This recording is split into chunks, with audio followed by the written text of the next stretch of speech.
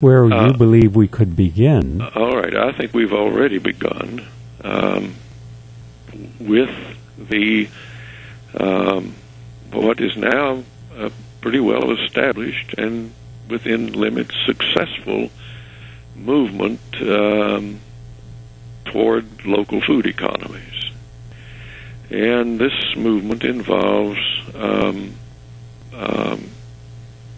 gardeners and farmers, community-supported agriculture farms, so-called organic farms and gardens, who are producing for local consumption.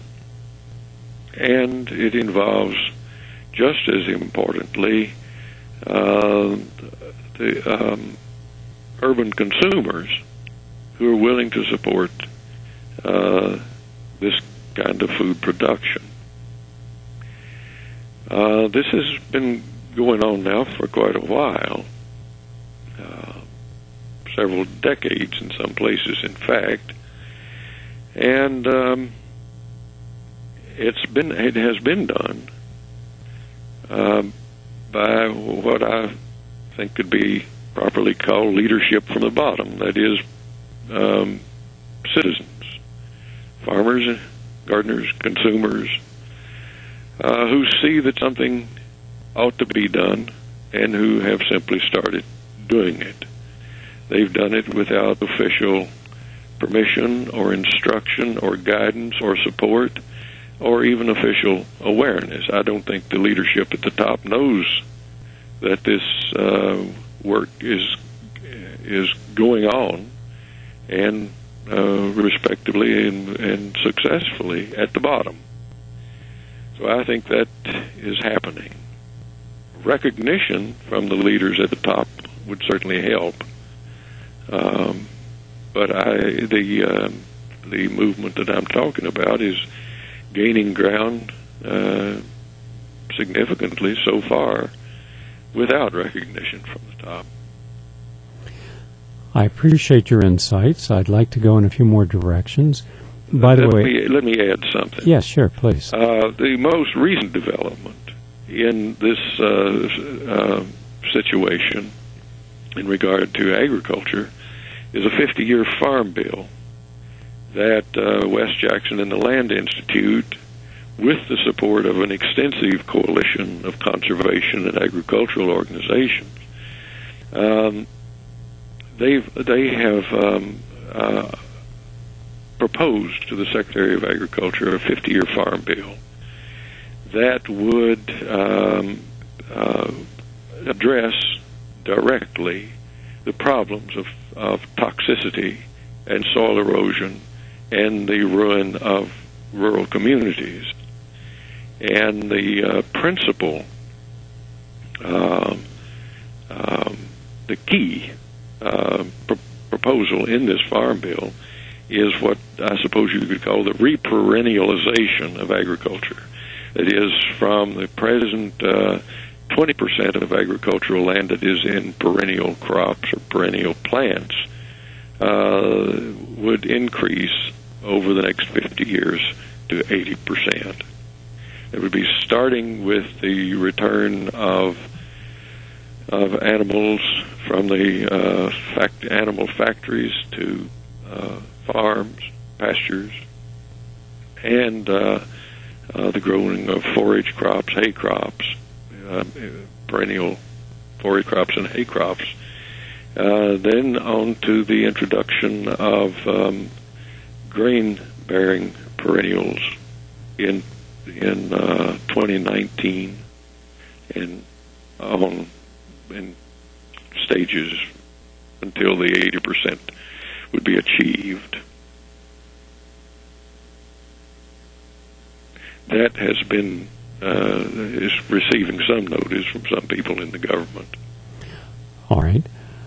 I'm going to take this in a little different direction, if you don't mind. I'd like to start with what I believe is doable now. I recently, for example, I held a simple little workshop down where my home is in Naples, Florida. I have a certified organic farm there, It's only one of a few in the state because it takes about 3.5 years to get certified. You have you have to jump through a lot of hoops to get there.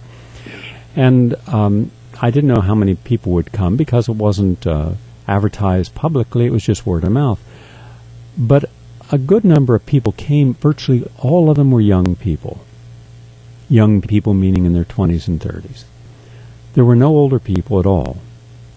And I was wondering, was that because they weren't aware of it, or they simply didn't feel that it was important to them?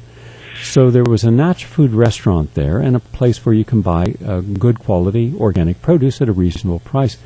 And I would ask the people, the majority of whom eat there are older people. So over a period of a couple of weeks, I would ask people, what is your interest in organic? And they had an interest in organic, but they weren't interested in growing organic. They weren't interested in supporting an organic movement, but they were consumers. And they were into their comfort of lifestyle. You know, I heard this excuse so many times. You know, I put in my time. You know, I've done my work. I'm here because I love the weather, the environment, the culture, the loss of the lack of crime. But you're younger. You go do that.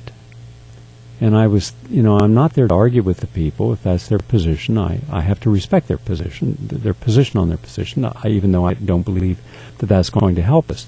So what I'm seeing, this is my own personal observation, and I do not state that this is any more than that the majority of people that I have met in the back to the earth, back to either individually or collectively, to the collectives or to the co-ops, or some form of what I would call stewardships of the earth in homesteads, are principally younger people, as it was in the 60s and 70s, and that an awful lot of middle Americans are so tied up in their normal lifestyles and their normal responsibilities that this is a second thought.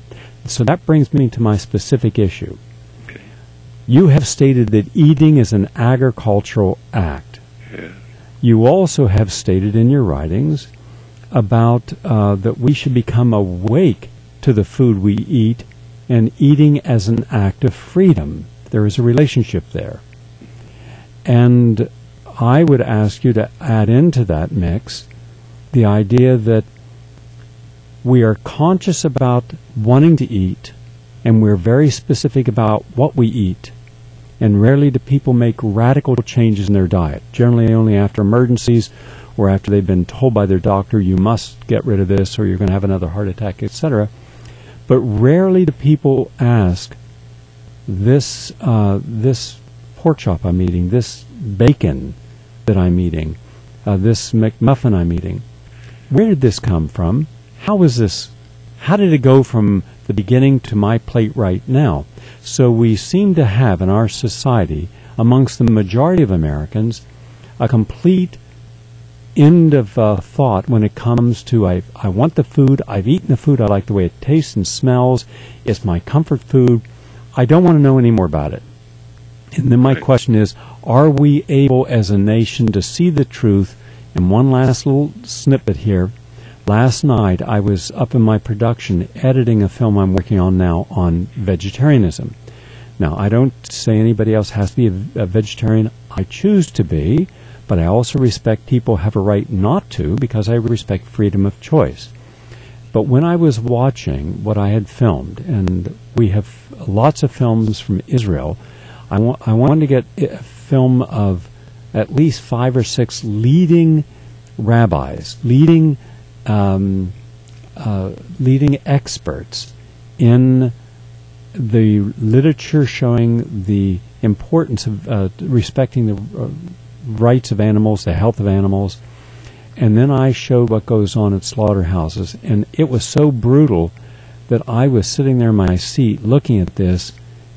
I felt such pain for how these animals are treated by the, are you ready for this? 10 billion per year. And yet none of this is in front of anyone's consciousness. They're not seeing it. They don't hear about it.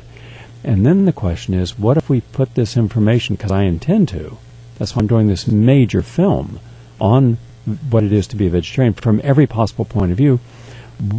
would Americans just reject if any scenes of the actual treatment of animals